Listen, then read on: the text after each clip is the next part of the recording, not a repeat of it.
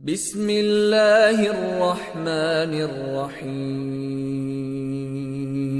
ناظرین اکرام، یہ جو آپ مناظر دیکھ رہے ہیں یہاں پہ، یہ زندہ کرامت ہے، اور اس دہلیز پہ شکر پڑی رہتی ہے۔ جو بچے بول نہیں سکتے یا توتلے ہوتے ہیں تو اپنی زبان سے اس شکر کو چاٹ لیتے ہیں، وہ بولنے لگ جاتے ہیں، صحیح بولنے لگ جاتے ہیں۔ اور یہ جو آپ دیکھ رہے ہیں، یہ حوض میں ایک کراماتی پانی ہے، اس کو پینے سے ہر قسم کی بیماریاں دور ہو جاتی ہیں، کوئی بھی آسیب بلا ہو تو اس سے چھٹکارا مل جاتے ہیں۔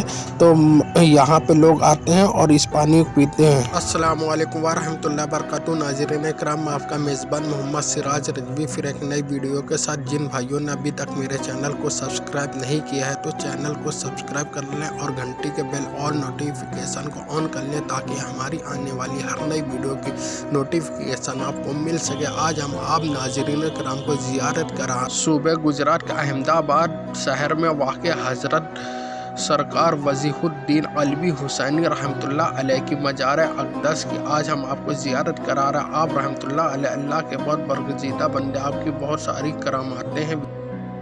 تو ناظرین، اس وقت ہم زیارت کے لیے نکل چکے ہیں، اور یہ جو آپ مناظر دیکھ رہی ہے سابرمتی ندی کا مناظر ہے، اور اس وقت ہم موجود ہیں نہرو برج پر۔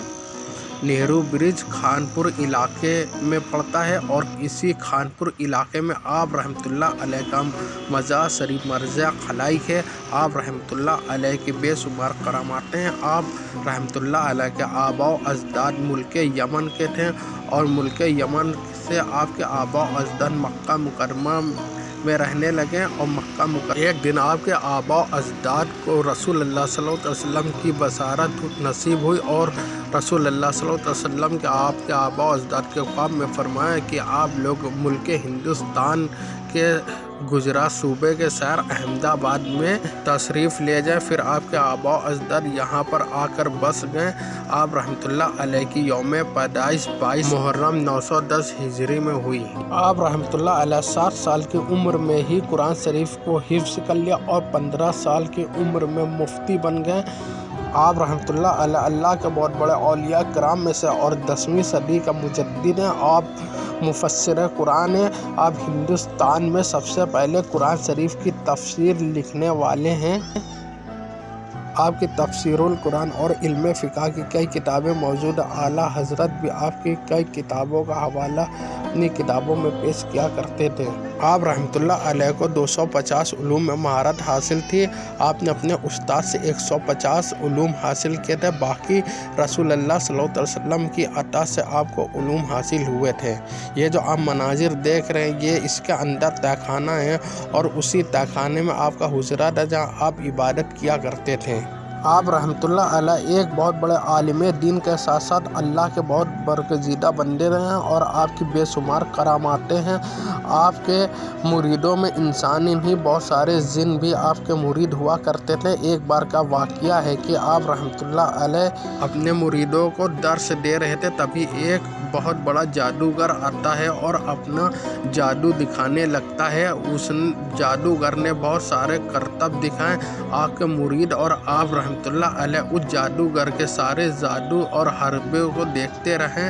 پھر اس کے بعد وہ جادوگر بولا کہ میں کتنا بڑا جادوگر ہوں، میں کچھ بھی کر سکتا ہوں۔ تو آپ رحمۃ اللہ علیہ نے اس جادوگر سے کہا اچھا ٹھیک ہے، وہ سامنے جو میرا حجرہ دیکھ رہا ہے، یعنی ایک کمرہ دیکھ رہا، اس حجرے کے اندر جا کے جو کتاب طاق پر رکھی تو وہ کتاب طاق سے لے کر آ جائے۔ جب وہ جادوگر اس حجرے میں جیسے ہی قدم رکھتا ہے تو وہ اچانک دیکھتا ہے کہ وہ ایک بہت بڑے میدان میں آ چکا ہے، اور میدان میں دور دور تک کہیں بھی کوئی مکان یا جنگل یا کوئی بھی انسان نہیں ہے۔ تو وہ جادوگر گھبرا جاتا ہے اور اس میدان میں آگے چلنے لگ جاتا ہے، تو دیکھتا ہے کہ ایک بہت بڑا لشکر اس میدان سے گزر رہا تھا۔ تو وہ لشکر کے قریب پہنچتا ہے، تو وہ لشکر کے آگے ایک ہاتھی ہوتا ہے، ہاتھی کے اوپر زیورات ہوتے، تو ہاتھی کچھ لشکر کے کچھ وزیر اترتے ہیں اور اس کو وہ زیورات پہنا دیتے ہیں، اور وہ اس کو اپنا بادشاہ تسلیم کر لیتے ہیں۔ تو وہ جادوگر وہاں کو حکومت کرنے لگ جاتا۔ کئی سال تک اس نے حکومت کری، اس کی زندگی خوب ایشو آرام سے کٹنے لگ جاتی ہے۔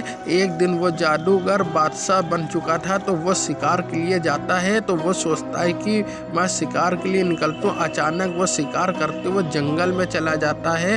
تو جنگل میں جاتے ہیں تو ترنت دیکھتا ہے کہ وہ ایک کمرے حجرے کے اندر آ گیا اور سامنے ایک طاق ہے اور طاق کے اوپر وہ کتاب ہے۔ وہ کتاب لے کے جیسے حجرے سے نکلتا ہے تو وہ دیکھتا ہے کہ آپ رحمۃ اللہ علیہ وہیں پر موجود ہیں اپنے مریدوں کے ساتھ۔ وہ فوراً جادوگر آتا ہے اور آپ کے قدموں میں گر پڑتا ہے اور آپ سے معافی مانگنے لگتا اور بہت شرمندہ ہوتا اور کہتا ہے کہ میں اتنا بڑا جادوگر اور اتنے کرتب دکھایا، لیکن آپ کی اس کرامات کے آگے میرے سارے کرتب بیکار ہو گئے ہیں۔ اور وہ جادوگر کلمہ پڑھ کر مسلمان ہو جاتا ہے۔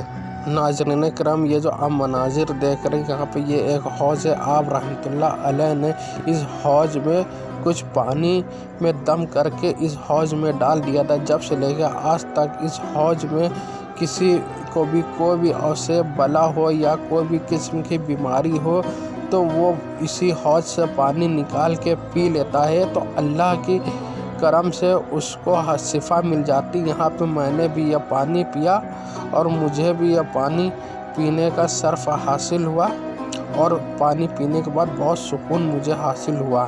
یہ آپ رحمۃ اللہ علیہ کی یہاں پہ ایک زندہ کرامت ہے۔ بہت سے لوگ آتے ہیں اور اس حوض کا پانی پیتے ہیں، ان کو اللہ کے کرم سے اس کو ہر قسم کی بیماری سے شفا حاصل ہو جاتی ہے۔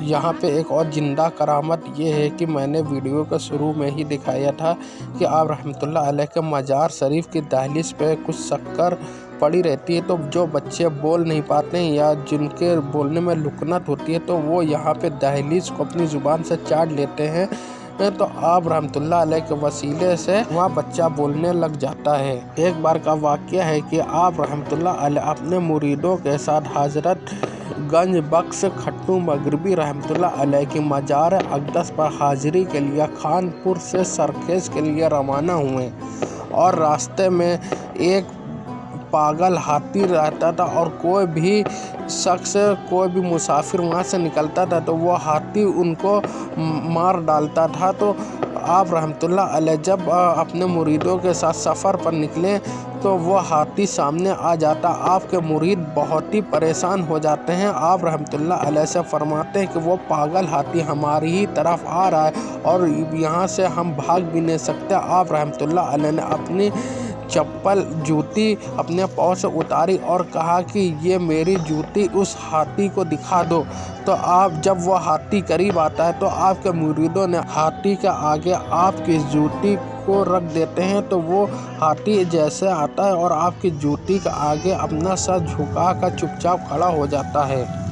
آپ رحمۃ اللہ علیہ کی بے شمار کراماتیں، ساری کراماتیں بتانا اس بلاگ میں مناسب نہیں۔ آپ رحمۃ اللہ علیہ کا وصال 30 محرم الحرام سن 998 ہجری میں ہوا۔ آپ رحمۃ اللہ علیہ کا عرس 29 اور 30 محرم کو بہت دھوم دھام سے منایا جاتا ہے۔ اب میری ویڈیو پوری ہو چکی ہے، انشاءاللہ اگلی ویڈیو میں پھر ملیں گے، چلتے ہیں، اللہ حافظ۔